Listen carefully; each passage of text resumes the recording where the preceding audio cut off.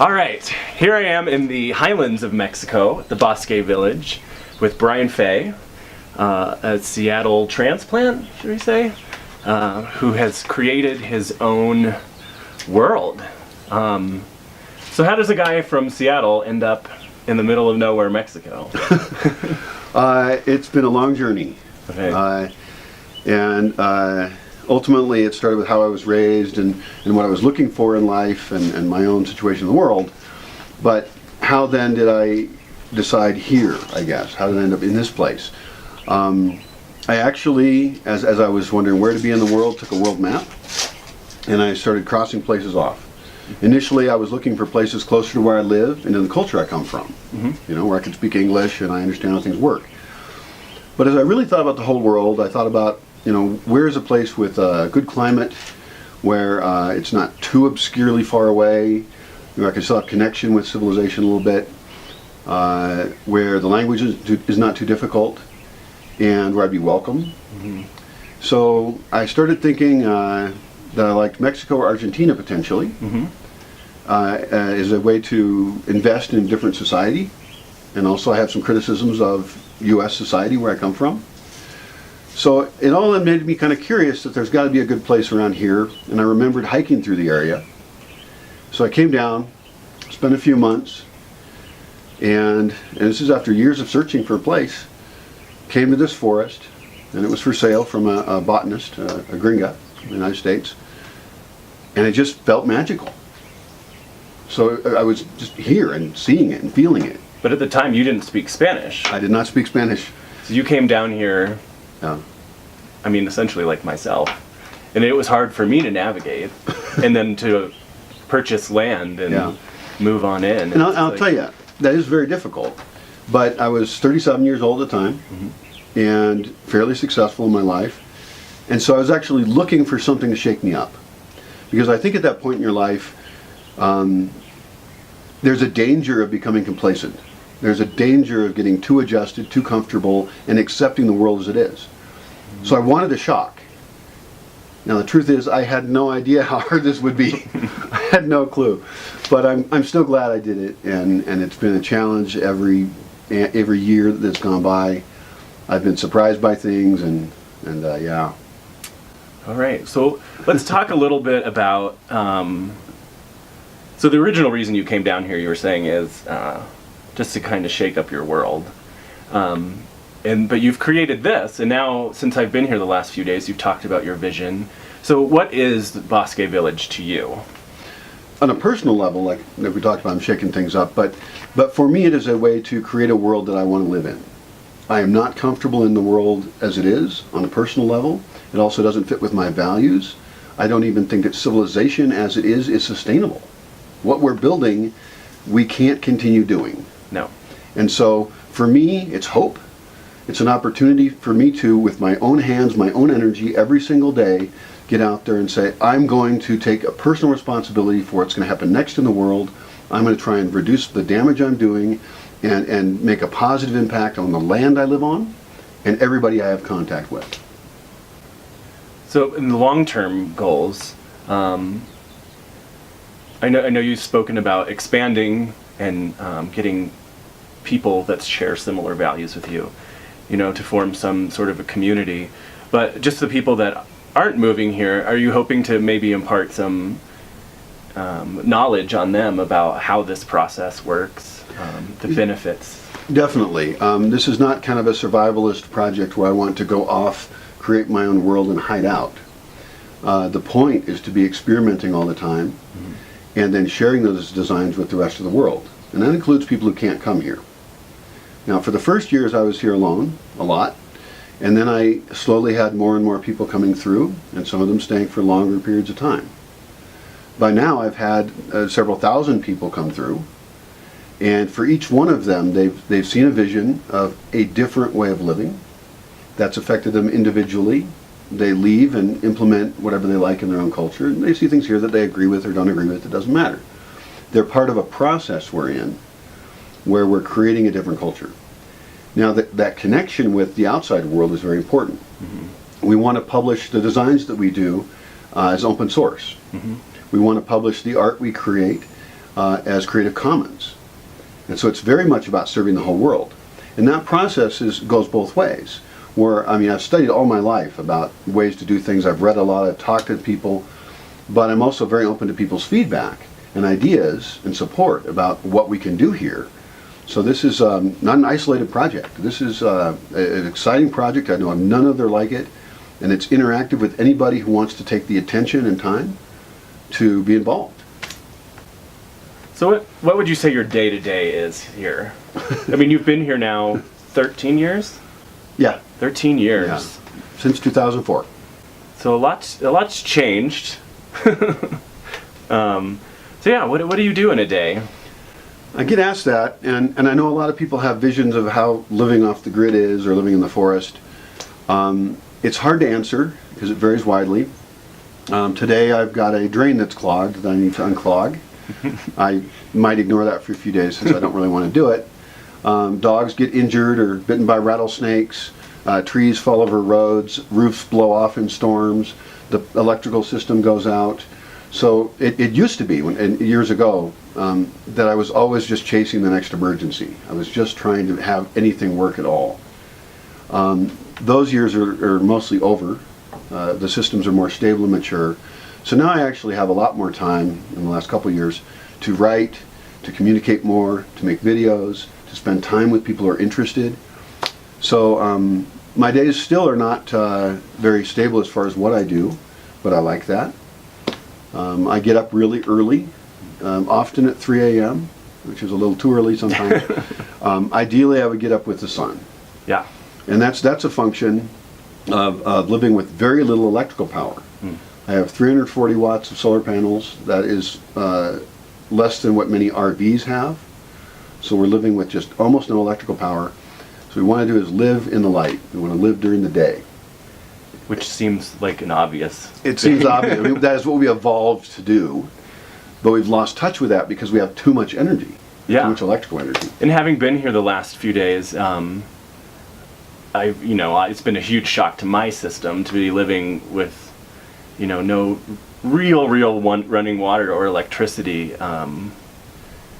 So you have solar panels, and you were saying the first, few years you were here? First 2 years I didn't have any solar panels. Which is insane because it's so dark here at nighttime. But, so now you have one solar panel that attaches to... Well, I've got 4 solar panels, 3 of which are 75 watt, one of which is 40 watt. That gives me 340 watts total. Sorry, there's 4 75 watt ones. But that's still just a tiny system. So it's enough for me to run a laptop or two during the day, and then at night have enough electricity for LED light bulbs. But this gets to the point of the project, is while a lot of people are trying to get us more energy, they're trying to create more energy, we're going the other direction. We're trying to figure out how can we use less energy. And that's all 100% gain. If we figure out how to make more energy, then there's externalized costs. We might need to use more rare earth metals to make more solar panels more efficient. We're in all these alternative energy solutions that aren't really perfect solutions. The perfect solution is to use less and develop a lifestyle where we actually are getting what we want. And we talked about this a little bit the other night, where a lot of people are just chasing consumption all the time. And that doesn't mean they're more fulfilled. Yeah, they often, I don't think, realize that they're doing it because it's so, it's part of our culture. Yeah. And what really fulfills us? What really fulfills us is being accepted by other people. And I could buy a different brand shirt, maybe you'd accept me more, but I'd rather we have a cool conversation. Yeah. And what people like is feeling understood. And that means we're going to have to talk to each other face to face. And I don't need you just to like my text or my Facebook post, although people should like the Facebook post and share the videos, of course. Of course. Great way to help. But what's really fulfilling us then is the healthy food, the using our body physically to produce something we can see, using our minds and developing and learning, knowing that we're serving other people, that we have a value in the world. I mean, people write about this online. I see, I don't feel like I have any value. My life is meaningless. And I think there's a temptation to say, oh no, you're meaningful, it's all good, and go to a psychologist and have them tell you that you have value and that you have self-esteem and all this. Is like, maybe the problem is your life doesn't have very much value. Yeah. Maybe you're so disconnected from the physical reality we come from and we're evolved with that you feel this hole in your life that is real. And people do realize that, some of them, and they think, well, how can we have community? And boy, there's a difficult topic. I know. Yeah, because I feel like myself included, it's been a real struggle with that, because you wake up every day, you check your Facebook page, and ads are just everywhere, and you really lose track about what it is that you even want. Your head is full of what you should be or what you should think, but really it's it's about finding you. Yeah. And a lot of times, like, being this disconnected, I know for me, it's like you don't really think about anything else other than the leaves you're stepping on, or the breeze between the leaves, and on the trees it's really quite lovely. Yeah, that is one thing I have appreciated, is just being more connected to nature and the birds. Sometimes nature gets annoying. There's wildlife coming into your building, but it is more natural. I go to the city and I feel agitated. I feel dirty. I don't feel like I can just be somewhere. You have to pay to go anywhere or do anything. So I really do appreciate the opportunity I've had to live more naturally. So let's talk about toilets. I think that's a lot of people kind of wonder about that, because we're so used to our pristine porcelain bowls that just whoosh things away, out of sight, out of mind. So here you used composting toilets. Yep. And is this something that you came up with? Well, in a sense. I mean, I've changed the design some, but composting toilets are actually not a new idea. Mm-hmm. They used to do this in China. It's just controlling your shit in a controlled place so it can compost, and then you can use it as night soil or fertilizer to put back into the soil and grow plants again.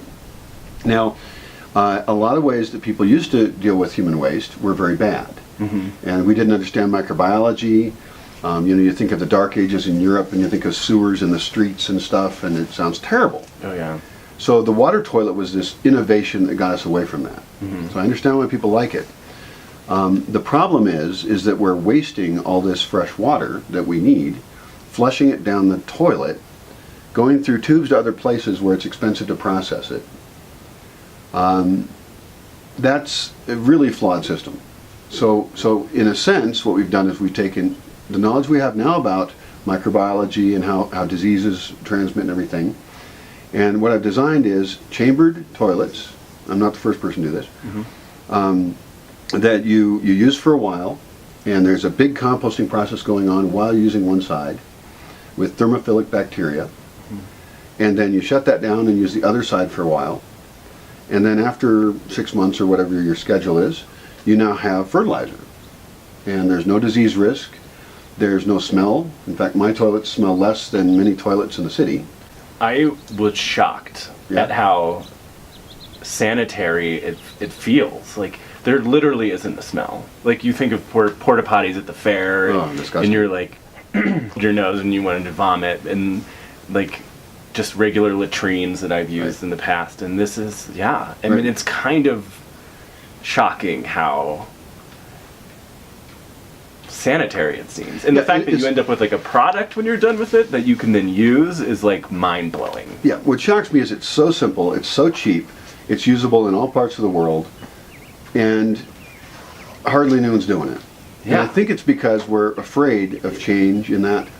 Now, and I understand this. There are composting toilets that I've seen personally and pictures of that were built by somebody who was very alternative and didn't do a good design. Mm-hmm. Those toilets are advertisements against composting toilets. I think they're terrible. My composting toilets are pretty dang good, and they work great. I've been using them for years. I do, however, want to go to the next step, and I want to build some toilets that look just like regular toilets, like in a fancy hotel. I want it to have white tile. I want it to be well lit. I want it just to be all perfect, and the only difference is that there's no water in the toilet part. And that's going to sell the idea to more people. Sure. Yeah, because I mean, if that's the only thing that takes you out of your regular bathroom experience is that it's wood. It's made of natural materials, but Yeah. I mean, if you were sitting on a porcelain toilet in tiled, well-lit room, Yeah. you wouldn't smell anything, you wouldn't even notice. Yeah. I mean, I don't know how you go about installing that in an entire city. Well, I think you have to prove it works. And Sure. so one of the projects that I would like to get funded here is to build a toilet like that in town. Now, in Mexico, people pay to use the toilet in many places. And so I actually want to make it a commercial toilet where the business owner is making money off of it. And then all these people are going to get this exposure to this toilet. They're going to say, oh, wow, this works. And in this culture, a lot of people are using latrines because water is a very limited resource here. And so this is a step up from what a lot of people have already. That's when we can start proving it's healthier, it's simpler, cheaper, and we can start to make this change. The thing that's important here also is that many people around the world do not have water. And so often you'll find programs that are trying to help these people bring themselves up to the industrial world standard of wasting water. So in an industrial home, oftentimes people are wasting 40% of the household's water just on the toilet. It's crazy. Yeah, losing 40% right there. So this one technology, combined also with something I call the pea garden, which works for some places, can save huge amounts of water for everybody. Which is just crazy. Yeah. And I know here, we, instead of a shower, we did take a shower, but we used a sauna to get clean. And I admit I'm terrible. I take 2 showers a day, and I tried to do the math on the internet yesterday, and it's something like 17 gallons of water for an 8-minute shower. And then I think about how much water I saved being here for 4 days, and I'm like, well, that's depressing. So to be conscious of that, like, yeah. Yeah, well, it is fun to do the math on all these systems, because I don't want to have this be a place where we kind of make up a pseudo-spiritual solution of being in tune with everything. No, let's crunch the numbers, let's do the math. So when we talk about showers, let's calculate in our own lives how much we're using. And I don't get judgmental about this. Like, I don't go pick people and say, hey, you're taking too many showers. I hate those echo assholes, you know. Yeah. We're all where we're at, doing what we can do, becoming conscious of what energy we're using. So in this case, we use the sauna, which is also not a new technology. I mean, you go back to sweat lodges and indigenous people, and they're doing that. And so what we do is we sit in the sauna for 30, 40 minutes, whatever you're comfortable with, and you actually are sweating, and your skin can start to ball up on you, and then you rinse off using very little water. Especially if I only provide cold water, people don't waste that at all. Now this time of year, I happen to have enough hot water, so we had hot showers the other day. But think about a shower, really. I mean, you're just dumping some water on you and putting some soap on you. You're still kind of pretty dirty, actually. Sure. But if you get in that sauna and you sweat, and maybe it's social or maybe it's just individual, and you could even can scrape your skin with some sodium bicarbonate or salt or whatever works for you, you're really getting clean. And I can attest to that. Because I was at first a little skeptical, and then, yeah, I mean, it's kind of amazing. Yeah. It does feel a lot better than just like letting water just run all over you and down the drain. Yeah, it's like a spa, and it's also nice breaking your week. Yeah. And then especially living in a place like this, I mean, do we really get that dirty here? Not really. I mean, there's dust. There's definitely dust. But this is also the dry time of year, so I imagine when it's raining, the dust is not Not as much dust, right? Yeah. But it's clean dirt. Yeah. If I go to the city, what's hitting me? Car fumes, everything I touch has germs of people on it. Yeah. Everyone else's dead skin cells. Yeah, the place is just a chemical wasteland. Yeah. And so here, I often take a shower or a sauna once a week, and I feel clean enough. Yeah. Now, I think twice a week is a good thing to try and get people to be comfy with. And then, of course, I'm working on having more water storage and having more hot water available. I'd like to make a saltwater pool. So there are a lot of options on making things more complex. But in general with this project, what I've done is remove myself from these systems as much as possible. Break away. So like the first 2 years of electricity. Yeah, I was sitting in the dark a lot. I was put myself in a energyless jail in a sense. And that was breaking the addiction to these systems. And now I'm very carefully adding them back in, considering each stage. Yes, that's been something that I noticed is really interesting. Is you've definitely gone back to basics because it's there's lots of no frills, it's really simple but lovely things you're doing. But at the same time, you're very focused on the best and the newest technologies. So it's this neat kind of Mad Max, like not dystopian, but like this kind of future which I could see which I think should be happening because it's the best of the best and then the most basic combined. I think you got it. That's exactly it. Yeah. And so it's not that I'm anti-technology. Yeah. In fact, I love technology. I love science. I come from a tech background. But after breaking away from it, then I want this conscious choice. And one group that does that is the Amish. Mm-hmm. Now, I don't want to live like the Amish. I like colors on my clothes. I like partying more than that. But I respect the fact that they make very conscious choices about what technology to use or not. Sure. And different Amish groups actually are independent in making those decisions. Mm-hmm. So an Amish society, a community, might decide, okay, we don't want to have everyone on the telephone all the time, mm-hmm. but we'll have one telephone in one shared building that we can go use. Mm-hmm. Or they might say, we don't think cars and vehicles are morally wrong, but we're not going to own any of them, and we're not going to have driver's licenses. We'll hire someone with a car when we want to move stuff. So it's not a moral decision is the point. And that's true here as well. It's not like a particular technology is necessarily bad, but at least in this experimental space, we can think, well, which technologies affect us how? Mm-hmm. So for example, this is a really good, simple example. We're going to use heat, mm-hmm. Preferably wood-fired or solar, to heat up something and make some tea or a soup or a drink or something. Well, if that cools down and we want it hot again, we're going to have to use energy again. Mm-hmm. If we have a thermos, piece of technology, it's pretty simple. Mm-hmm. We can put that tea in the thermos, it stays hot longer, we didn't have to use energy to reheat it. Mm-hmm. So we decide, okay, maybe thermoses are okay. And then we have to decide what's the best thermos. So, yeah, because you mentioned that, like, you don't think about things like that, like, so you have your plastic thermos or your stainless steel thermos. Your plastic thermos could break, and then there's garbage. It's no longer worth anything. But like, finding the best something, it's going to get you the most out of it and produce the least amount of trash. And that's something we're doing more and more of is product reviews, product testing, and that's, for me, that's really fun. Sure. And that's not like a total rejection of society as it is. That's saying, what society do we want to have?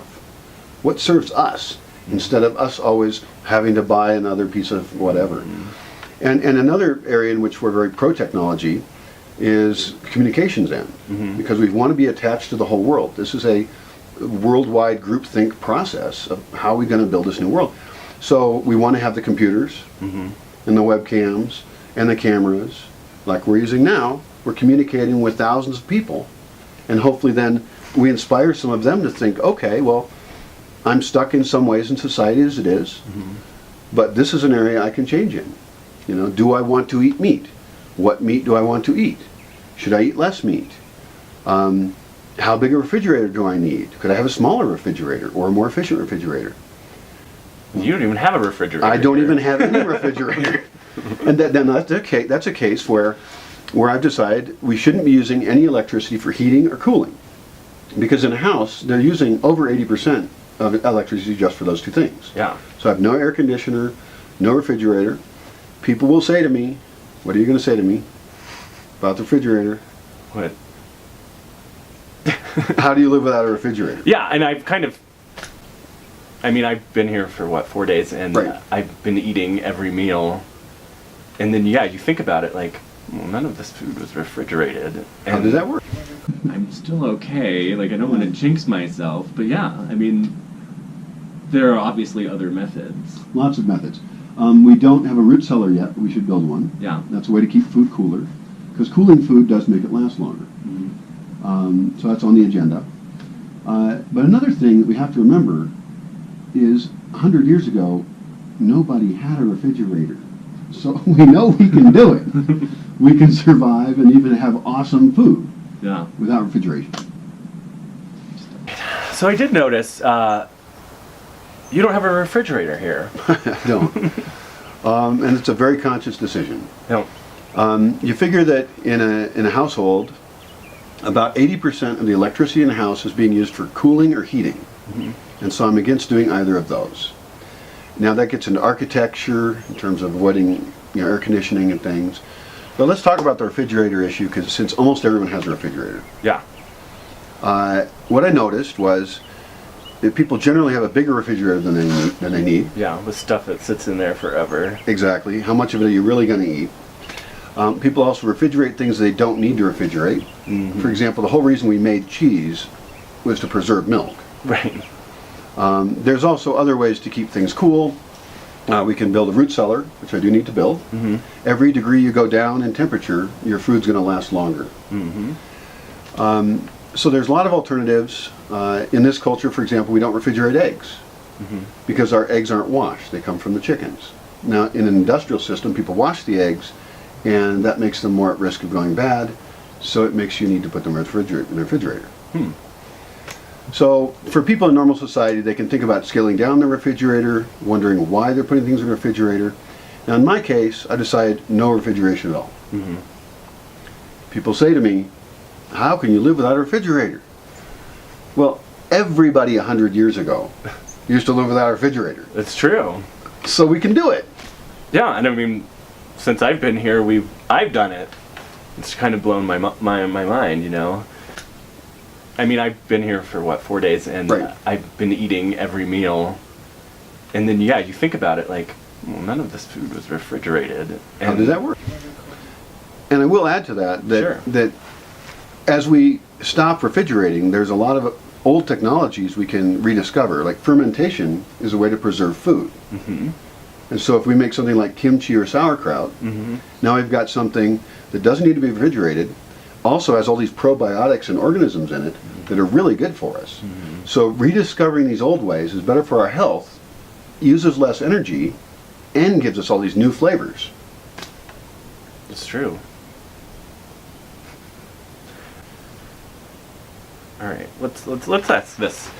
So I feel like there are a lot of people now, especially, not that we're going to talk about politics, but with the state of the nation as is, have considered running off into the middle of nowhere. And I mean, I feel like you could be seen as, some people's hero. Like, here you are, living off the grid. How easy would it be for somebody to do this? I mean, you have a huge complex here, but maybe even if someone wanted something smaller, I mean... Sure. A lot of people have the dream of going off the grid. It's kind of a pioneer spirit. It's having control over your own life and breaking away from a lot of oppressive systems. It's a great goal. I think people should consider it. They should consider what it would take for them. They're also going to have to consider whether they really want to do it. So I think they should start, they can go camping, they can visit people who are doing it. It certainly has become easier than it used to be because technology's improved. So now we have better inverters, solar panels are cheaper and cheaper, we have LED lights. So technology's made it easier to break away from technology, if that makes sense. As far as it being realistic for most people, I think most people don't really want to do it. Yeah. It's difficult. If you're going to do a pure way, there are people who do it in a fake way, kind of a greenwashing way. Those are the people who have their cabin out in the woods with 20 solar panels, and they've got all the normal tools that they would normally use, and they've got their generator, and so they can't really say they're off the grid. Yeah. And they can't even really say that they're living a simpler life. They just have more technology. Yeah, they bought themselves some fake green. Right. Which I still appreciate the concept a little bit. But if you want to really do it, and you want to go out and do the Thoreau thing and live in your cabin very simply, I think everybody should do that for at least a while. And it is not difficult. In this project, that's not totally the goal, because we actually want to develop a culture to replace industrialized civilization.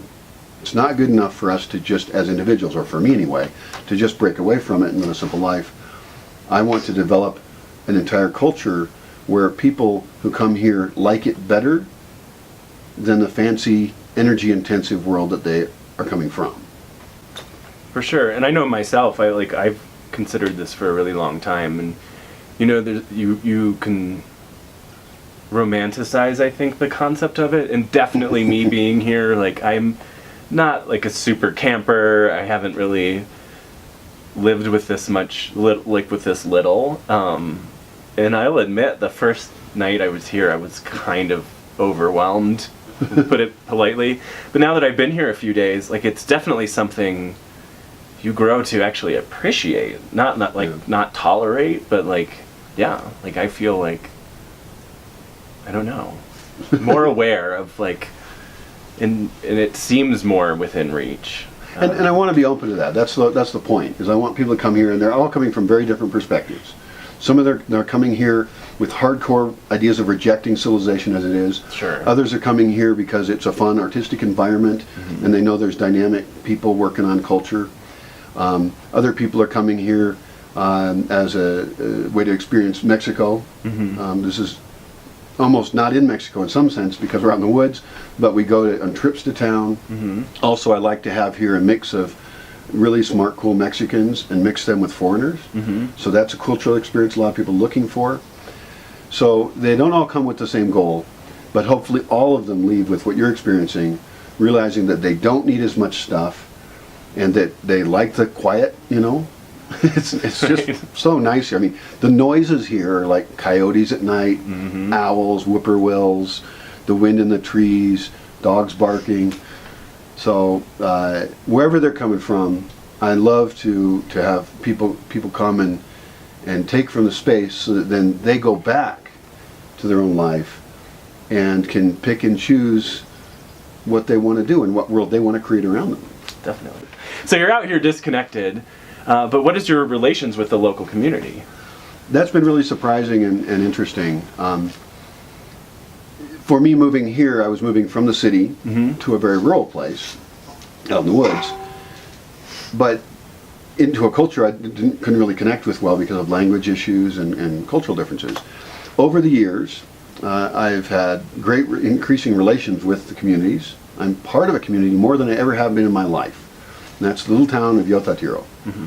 And so as I was thinking, I'll go off and create this intentional community and invite people from around the world who are like me, I find my real community is a bunch of people in a tiny town who I don't completely share a language with all the time, but they're awesome people, they're honest, they accept me even though I'm very different. So that's been a surprise community to me and really thrilling. I also lucked out because the next nearest town is very dynamic. It's had foreigners for a long time, so I'm accepted more. There are other towns where I would not be accepted, so I just got lucky with that. That's the town of Arangariguaro. And I've really become good friends with these folks and learned a lot. I've learned a lot about people who live with less resources, and that's made me more and more motivated to bring in resources from outside, from other people, through participants paying to be here, or from grants and donations, so that we can offer these people employment in the projects we're working on. A lot of these people live with really no resources. There are no jobs here. The only way they can make money is by leaving Mexico, going to the United States to work. And that divides families. It's still a good option for them, but I'm trying to build a local economy. The other thing I can do here is, because they're not online, I don't have access to information, is I can investigate tools and products and ways of doing things, and then with some caution, since I'm not here to tell them what to do, but I can introduce those concepts to my friends. And if they like that tool, they'll say, oh, okay, I like that. For example, if I show somebody a solar oven, I mean, for them, propane's very expensive, or going out into the woods and getting wood for their stoves is expensive and a lot of work.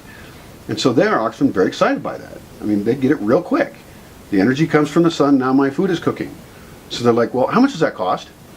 I mean, they're cluing in real quick. These people are very smart. And so that's my role here, is to bring in these ideas and also the resources to help this whole area become better off economically and culturally. So, Mexico. Yeah. So when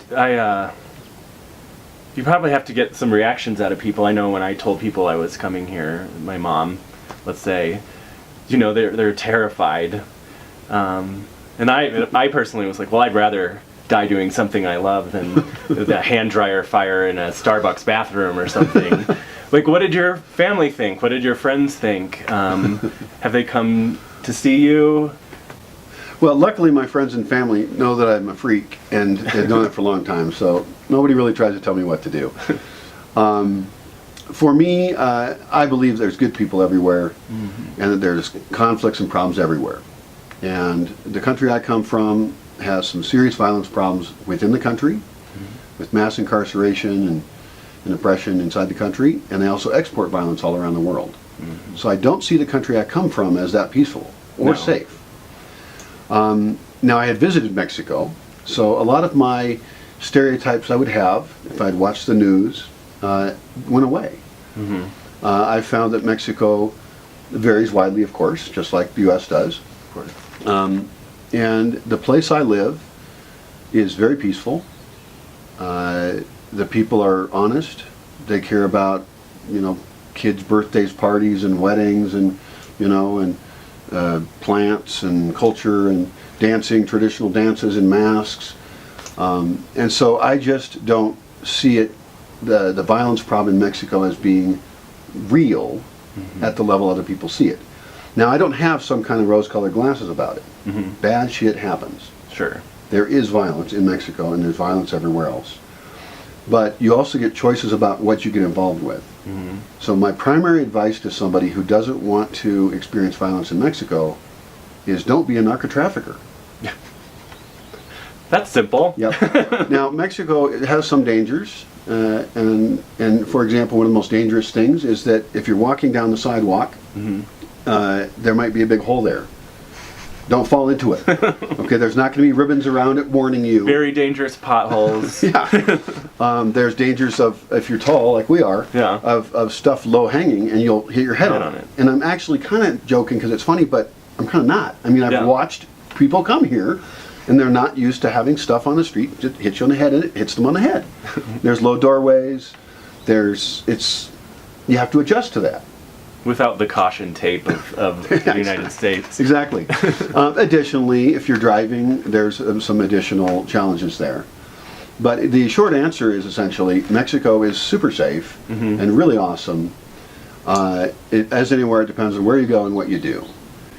And now for what you're doing down here, we had spoke previously, there are advantages to going off-grid in Mexico, because if you tried to do this in the United States, you couldn't do your composting toilet or your rainwater system, correct? That is a whole other reason to be in Mexico. Is in a lot of ways it's a much freer country. Since people here are already using latrines and things, the composting toilet is a step up from that. There's no law against making a composting toilet here. So experiments that I want to do here, there's just no problem. In addition, I'm out in the woods. So I feel much freer here. Now, I had looked in Washington, Oregon, and Northern California for where to go, but I wouldn't be as free. So your goal is to get a big mix of people here, locals and people from all over the world. How does that work? Well, for me, I love to have real diversity of people. Sure. I like to have new ideas and bounce ideas around wherever I am. So that does make things culturally a little more difficult, because normally if you were going to create a community or a space or even have a party, most people are looking for people like them. They want to be close to people like them. And they're judgmental of people who are different. I want to break that down. I want to get rid of that. I want to destroy our prejudices. So I love having people from all over the world, and of course a lot of Mexicans here. And I want those stereotypes of the differences to really disintegrate, and us to see each other as individuals rather than labels. Sure. And in practice, it works out usually really well. You get Mexicans being in a space where they're freer than they have been culturally, where they're away from their family, where they're being told, hey, this is a participatory environment, and you can also create things here. Now that's also true for people from other countries. If they go to music festivals or they go to concerts, they're often in a consumer relationship with everything. And here, they're invited to participate and create. So we've got these different people from different cultures, mixing it up, bouncing ideas off each other, and all learning. A big downside, a big difficulty I have is language barriers. Because if you get a bunch of foreigners who speak primarily English, and a bunch of Mexicans who primarily speak Spanish, they have a very hard time meshing. They just can't do it. So I can have activities where they can work on things together, but at the lunch table, they're separate. Right. So my goal with that is to have about 80% people be bilingual. So that even if not everybody's bilingual, that's okay. But if 80% are bilingual, we can get that meshing happening. The other thing that is really fun is that a lot of Mexicans haven't traveled. And so for them, the foreign world is what they see in movies. And they have, I mean, it's amusing a lot of times because some of them actually think that that's the world that exists, and it doesn't. Just like if you were to watch movies about Mexico, that's not an accurate depiction of what it is in Mexico. Sure. All right, so you've been here for 13 years. A lot has changed. I was surprised at, I guess not surprised, but how much you've stayed on top of technology.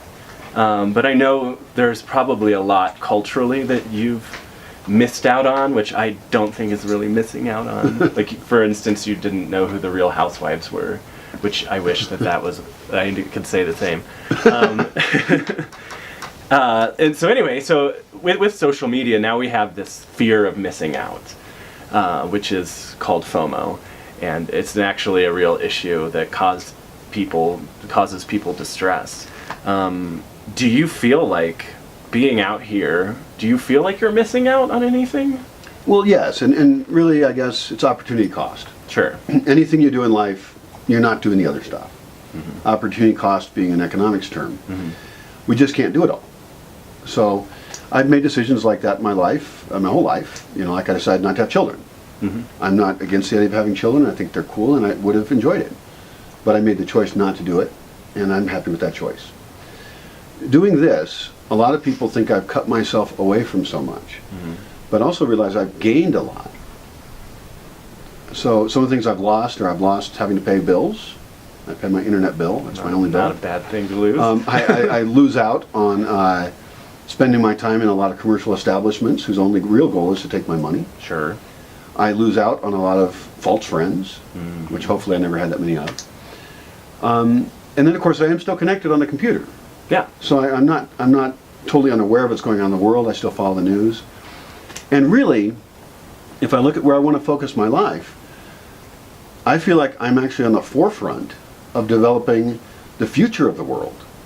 Because we're not going to have this free energy forever. No. We're not going to be able to continue the way we are. And so I'm ahead of the game, really. Even though in some ways I'm going back in time and using old technologies, the future is learning how to live with less resources in a more enriched way, if we can survive at all. Right, yeah, and we were discussing that in the sauna. Just at the rate that we, and I say we meaning the United States, but at the rate we consume, it's impossible. It just can't work. So, you know, that's where I think this is so amazing, is that it is that combination of new technology and basics and really conserving energy and water, because ultimately it's our only choice. Yeah. I mean, it's going to be real. Yeah, and I try not to talk too much about that because it is negative. Sure. But people do have to look at the reality of the situation. They need to look at the graphs of how our energy is being used and what resources we have. And even though we can be optimistic and think, oh, we're really fancy monkeys and scientists and stuff, you know, we're going to get free energy somehow.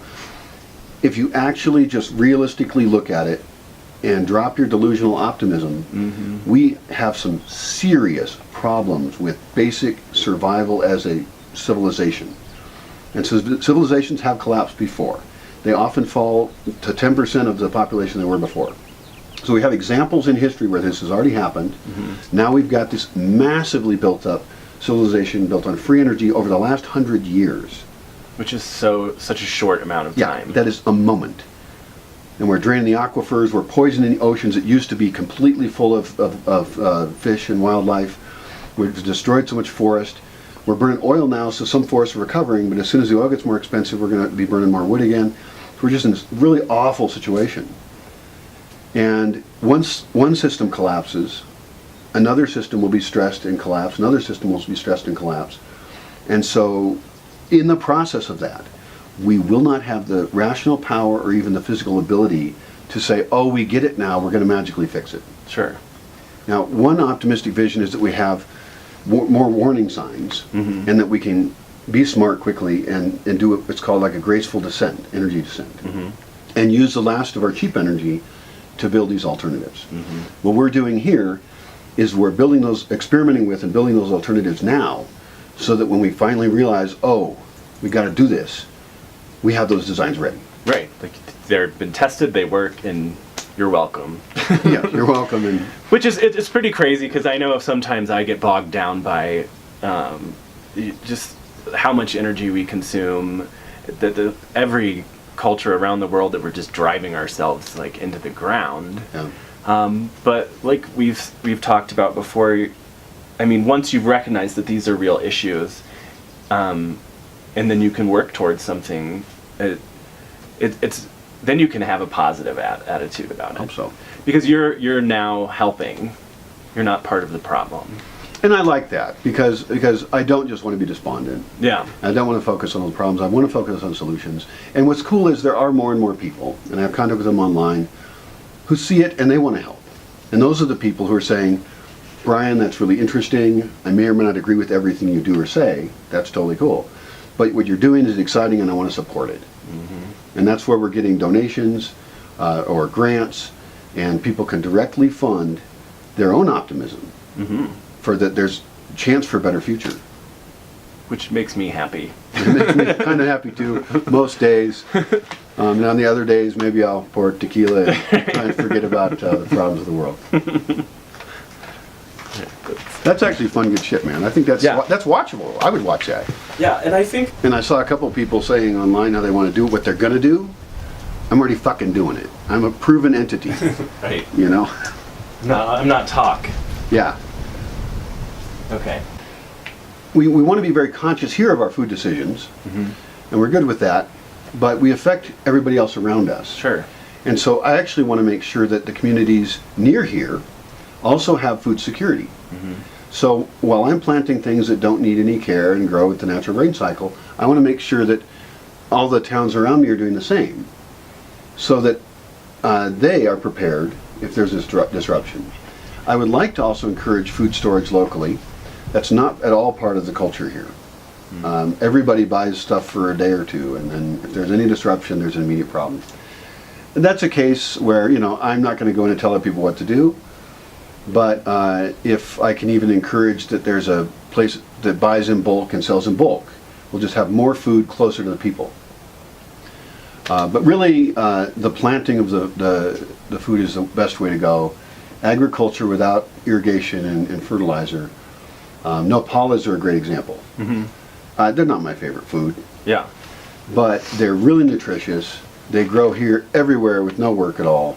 And so if we have enough nopales, we're at least not going to starve to death. Sure. And as we've kind of walked around, like you showed me examples of some of the things you're trying out, and you're like, if this succeeds with this little bit of water, then you can then how do you say? Reproduce them. And then you know these things are going to survive, and then it continues to grow. Yeah. So it's like this constant experiment, with things you don't even have to touch. Right, and that's the huge win here. The agricultural experiments are one of my favorite things. Unfortunately, they take a huge amount of time. Yeah. Each plant's a puzzle. Yeah. We have to try planting it earlier, doing a start earlier, try microclimates, see how far we can extend the growing season, see how we can preserve that food. And so there's so many factors, but when we do get a good win, it's a real win. Yeah. So for example, something like daikon radish. Again, not my favorite food, but I now have all the daikon radish I want. Yeah. And for the first time when I went into the market, somebody was selling a daikon radish. Really? Yeah. So I've been here for 13 years. I've never seen a daikon radish for sale. And 2 years ago, I started giving away daikon radish seeds. So I think I've introduced a new food into the culture a little bit. A little bit. Yeah. And so I'm always looking for what we can grow and what we can grow that grows nearby, perhaps, and we can move it here. What we can introduce from other cultures with some caution. Sure. Yeah. So this is like a lot to think about for like your lay person. Is that derogatory now? I don't know. No, it's not derogatory. It's just so much to think about. It's like, how do you think the average person could just come out here and do this? No. The average person has no interest in doing this, and they don't have the background, and they don't, they wouldn't be able to do it. Yeah. I am made to do this project. Yeah. Because of a variety of odd things in my background and my own intellectual curiosity, Sure. my willingness to destroy my own beliefs constantly in looking for something that more resembles truth, and my experimental attitude for things, my communications background. I'm actually, as I think about it, I'm happy about this, that I found my place in life. Yeah. You know, so many of us wonder, how are we going to fit in with the world? What are you supposed to be doing? I know what I'm supposed to be doing. It's this. I'm the only person crazy enough to do it. I was lucky enough to be able to work in places that let me get the resources to then do it. So for whatever set of chance circumstances and my own work as well, this is what I have to do. This is my mission. And it's super fascinating. I mean, like, you've literally covered, for me at least, what I think is all of it. I mean, you know, from every aspect of living, you have an experiment somewhere here. Yeah. And it's so fascinating. Yeah. And for me, the part that's interesting about that is dealing with other people increasingly. Sure. I have had so many people come through, but a lot of them have been coming through with different motivations. Some of them as tourists. I'm getting much more focused now in helping other people's best aspects and their interests when they enter here to piggyback off our own energies. So that's my new challenge, is working with other people here on site and elsewhere around the world and starting to partner. Because I would say if I have a flaw, it's that I'm too individualistic. I've been too much of a loner, and that's been great because it's allowed me to break away from things and focus. But the time is now for me to change that a lot and be actively linking with other organizations and people so that we're getting a net positive impact. Yeah. And for being a loner for as long as you have, and the stories you were saying about being here by yourself for so long, you're quite together. Oh, thanks. You know, like you'd expect like hermit status at some point, but no, you're very. You've stayed on top of it. I think it takes a very smart, in-tune individual to accomplish something like that. Well, thank you. That's nice to hear. And you're exactly the kind of person I want through here. Because in our discussions, and we don't publish everything we talk about. Sure. You know, sometimes we talk about personal things, but the path you're on of looking at where you're at in your life and how you can have impact and how you can create the world around you and why are you doing what you're doing, you know, what are your ethics, what relationships you have with people, that's exactly the kind of person that should be coming here and using the space to then develop themselves. Yeah, like what you said about like tearing apart down your beliefs. I mean, I think everyone, even though it may be uncomfortable, needs to just really strip themselves down to the basics, because you know, you can find out a lot about yourself. And that brings us to one other point, because you hear a lot of people very angry about the world as it is, and I understand their anger. And they're not sure what to do, but I think a lot of times they're spending a lot of time attacking the system as it is. Oh yeah. Or just sometimes whining. And I really think that is an important thing. What you're saying is we've got to look in the mirror and start with us. Yeah. And that's not a new concept. People have been saying that for thousands of years. Sure. You know? But yeah, there's that difference of really like knowing that you're supposed to do that and then actually following through with it. Yeah. But yeah, you know, it's like Facebook is just littered with negative comments and looking inward and pulling it apart, because I mean it's full. You're fully capable of producing change if you want it. And that's one thing I want to do, as well as even though I like to hear that I'm doing a great job and I'm awesome, it's very important that I realize my flaws and that I'm a person like anybody else. I don't want to be one of these many kind of arrogant teacher people that says I've got this answer, you know, and then get all full of myself. Right. You're not Jesus. Yeah, I hate that shit. You know, that's its own form of authoritarianism. Sure. I don't like it in other people, and I become very uncomfortable when people look at me like that. So while I want to be respected as a person, as a peer, as a person trying to do things, I think it's very important we not create new authoritarian systems that end up keeping us in systems of oppression anyway. So we will humbly go forward, keep working, and hopefully have some fun along the way. Definitely. Yeah. So, what is permaculture? Permaculture is a design system. It's a way of thinking holistically about how different elements of culture work together and fit together to make us have a society that respects the earth better, that takes care of people, and is sustainable over time. Now, almost always, permaculture is focused on agriculture. So permaculture training programs talk about how we use water in the land, how we combine plants and make food forest farms. We do permaculture training here, so people can come here and get certified to do permaculture design. And that's great. But we take permaculture with a little bit more expansive view. So even though agriculture, food, and energy are super important, Sure. even if we solve those problems, we'd still have a bunch of problems in the world. So that's why we're focused on permaculture as permanent culture, not just permanent agriculture. So we're going to look holistically at all the ways we deal with each other and all the systems, like we've been talking about. And that kind of training is much more difficult, much more controversial, and much more painful for us to learn than just learning how to reproduce plants and save seeds and all those other good things. Yeah. So this place, as far as permaculture training goes, has a much more expanded vision than the permaculture training courses that are just 70 hours long, and people get their permacultural design certificate, which is really just an introduction to permaculture and focused on primarily agriculture. Sure. Right. Well, for somebody just wanting to go off the grid and live simply, that can be done very cheaply. You could even have your tiny house, that could be mobile even, and you could travel around as a nomad. There's so many great options. This place is a lot more ambitious than that, and so there's a lot more costs. For me, I worked for years living very cheaply to get the resources to do this. It's been very costly. And I spent a lot of years financing. At this point, I get financing from outside resources because I can't do it myself anymore. So that means that many of the participants that come pay for their experience here, and then other ones of them can crowdfund it from their own social circles. And then we get donations from people who are excited by the project.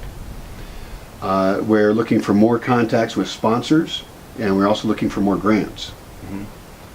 So it isn't that we can't do it cheaper. That is a goal.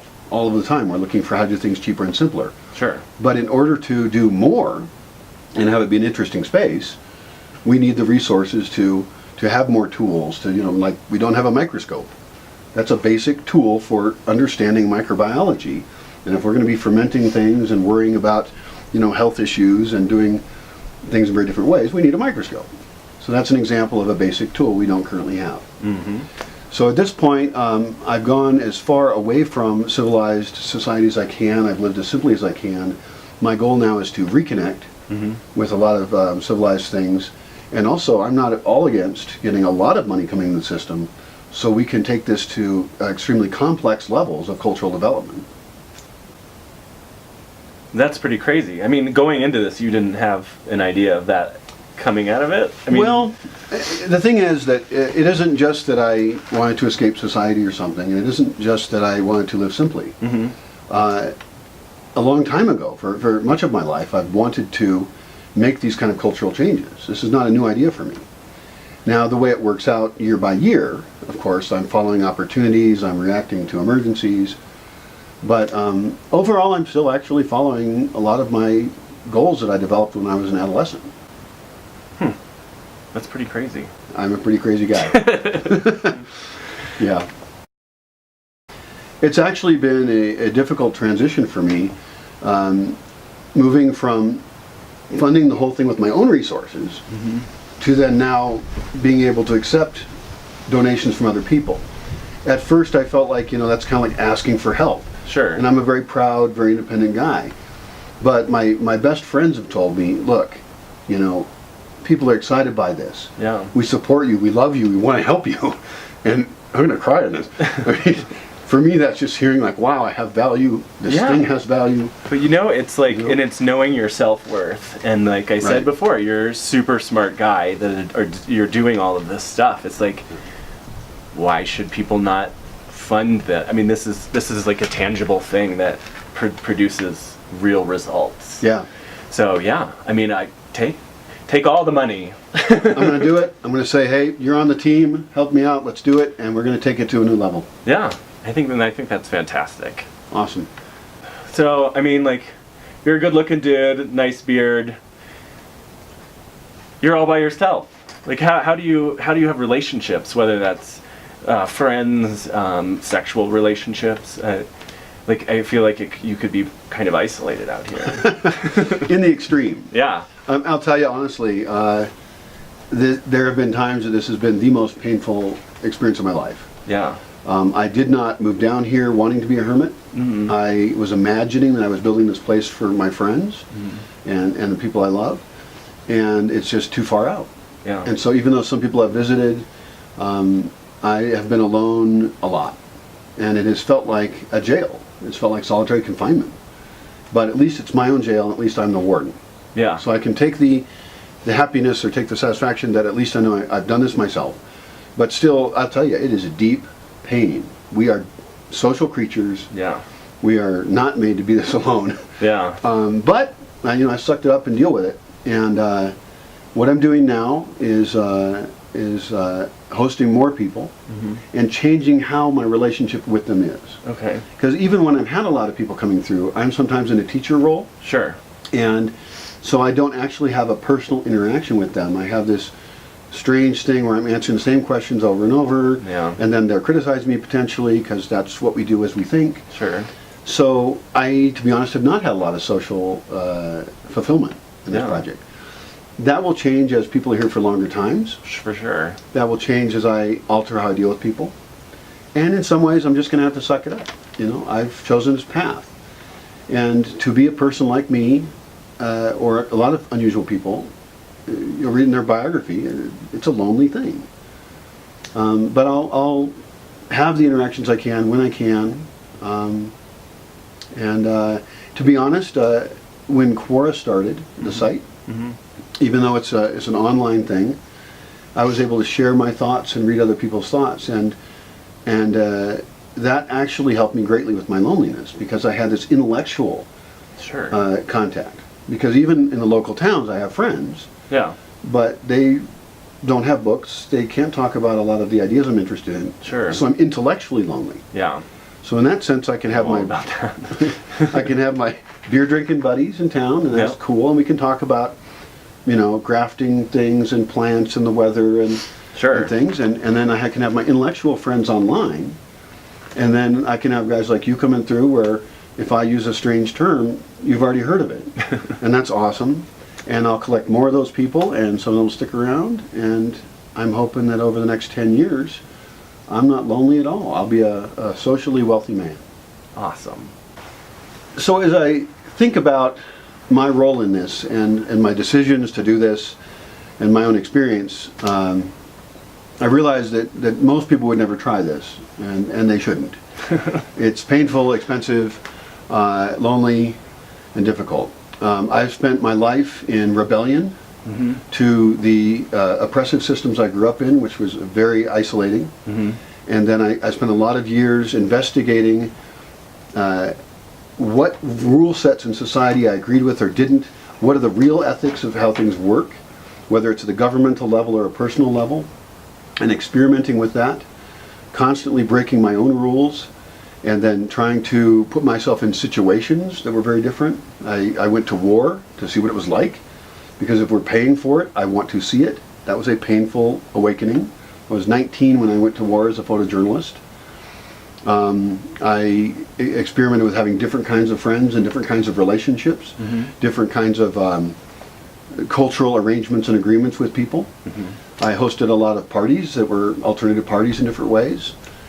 And so I've given myself the freedom to break away from culture as it is. Now, if you do that, you will be punished. People are not going to like you. You'll say the wrong thing. I've been extremely lucky that I'm fairly cautious in my rebellion. I do not directly wish to attract punishment, so I don't want to go out and mess other people up, because then I made enemies. But I do want to be free. Yeah. Just as I want to support other people in their freedom. And so that kind of process is something I can recommend to people as individuals, but it's dangerous. And you have to look at your risks.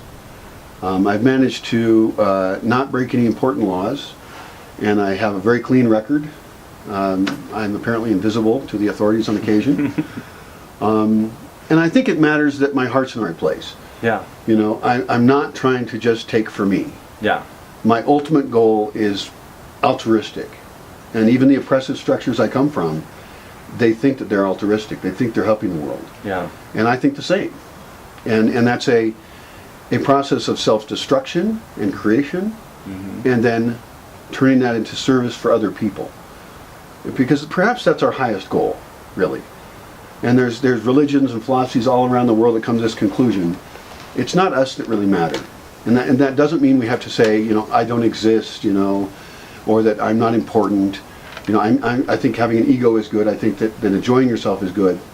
But ultimately what matters is that we're helping other people, and that's where our values come from.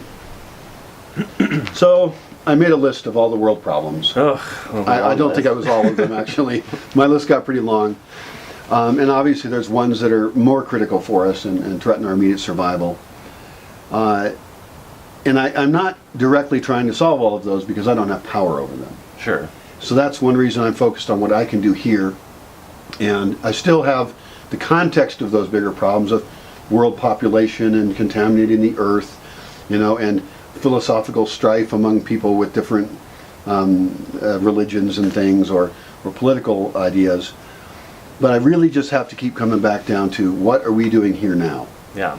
And as we publish things, as we collect ourselves here and have our activities, I want to make sure we don't get distracted by these conflicts that are far away, and get in debates about them and arguing about things we have no control over and putting labels on each other.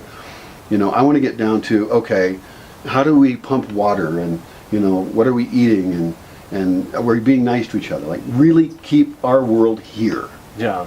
So yeah. Yeah, and I think that's kind of a struggle too, because it's like, you have to acknowledge that these other things are happening, but you have to live presently without letting that consume you and push you off course, for sure. Dude, it's been a total pleasure having you here in the Bosque. It's a total pleasure talking to you. Thank you. Yeah. It's been a fantastic journey for me. My week here is not over yet, but it's been amazing. Yeah. So thank you. And I love that you have this special skill and interest in recording it. Thanks. Because there have been times we have lots of people doing cool stuff here, and I'm the only one running around with a camera trying to capture it all, and I'm tired. And so if we end up with this vision coming to fruition of having lots of people here all the time, and we're recording it and publishing it every day, then I think you'd be great as part of that. I think we could build your career off of it. Well, thanks. And we'll be hanging out with cool people and building our skills, and you'd be awesome on the team. Well, thanks. I would love it. So. Yeah.